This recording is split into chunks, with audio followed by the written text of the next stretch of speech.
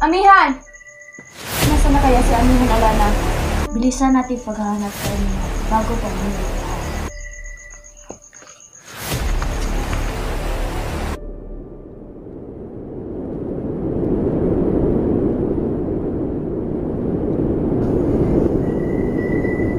Ikuridiho Danaya. Ikuridiho Alana.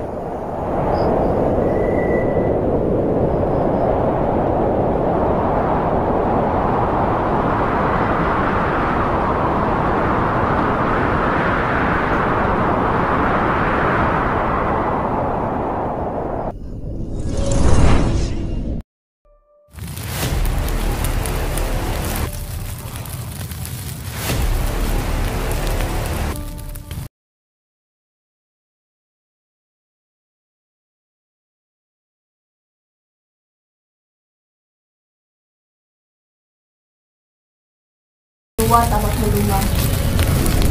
Amihan! Pagbabayaran niyo ang ginawa!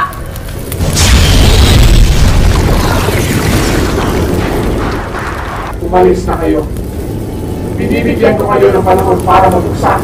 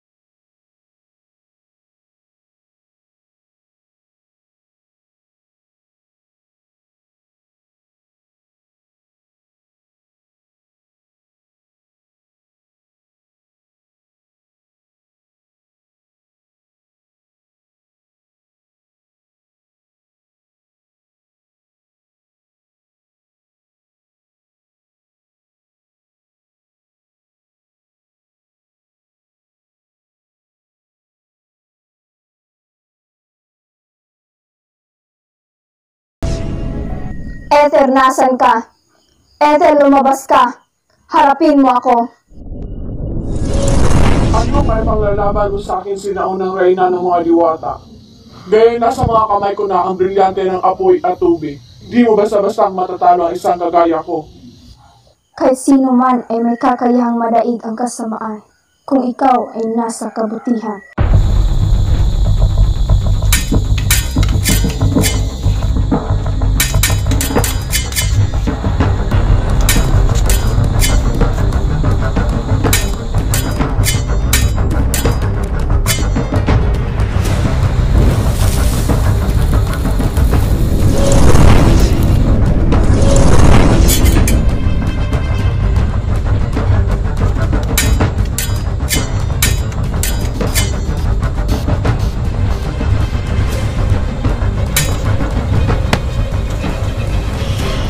Sa'yo ko susubukan ang brilyante nito.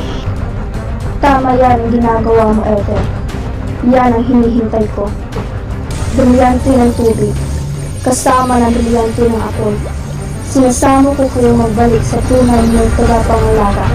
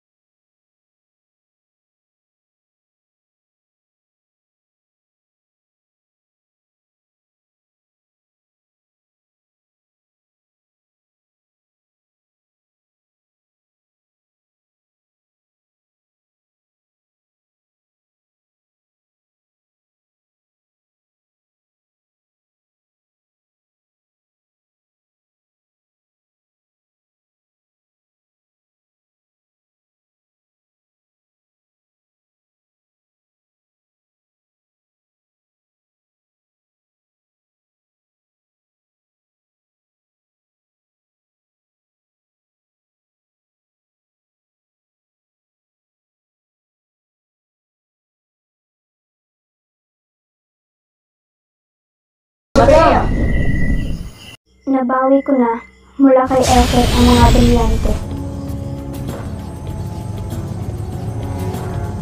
Ng aking brilyante. Elena, kunin mo ang brilyante ng tubig.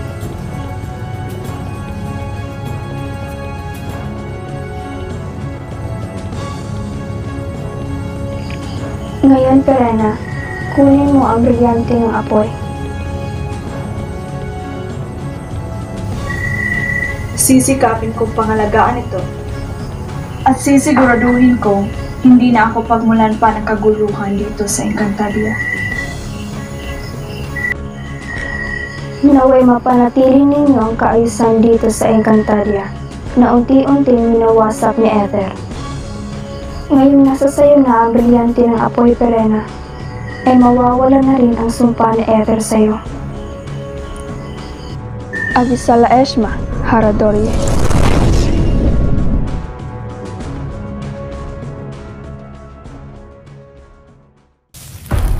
Ang lakas talaga ng loob ng mga diwata upang kalabanin ako. Ngunit tapas lang mo naman si Amihan Bataluman. At iyak kong nagdadalamhati ngayon ang buong Lareyo. Dahil isa na naman sa kanilang pinuno ang namatay. Ngunit ako'y nababahala at lumalakas na ang kapangyarihan ni Cassiopeia. Kahit pa man lumakas sa kanyang kapangyarihan, hindi ito hadlang sa iyo bilang isang Bataluman. Ngunit unti-unti na siyang nagiging Bataluman na noon pa may kanyang pinapangarap. Ngayong wala na si Amihan, mahina na ang Lareyo. Kaya Andorra, ihanda mo ang ating higlo at tayo lulusog sa Lareyo. Maaaring sa mga oras ito ay alam na ng mga sangre ang ating paglusog at maaaring nagkahanda ng mga ito. Kaya nais ko maghanda kayo para sa ating paglusog. Exacto.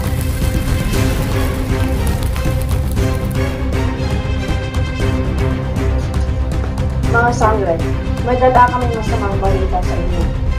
Ano iyon, Addis? Saan ang ating mga kawal na paparating dito sa Lareyo ang mga Eterian at parang isang digmaan ng kanilang nais. Busneya talagang Bataluman yan. Kailangan nating labanan ang barkang iyon.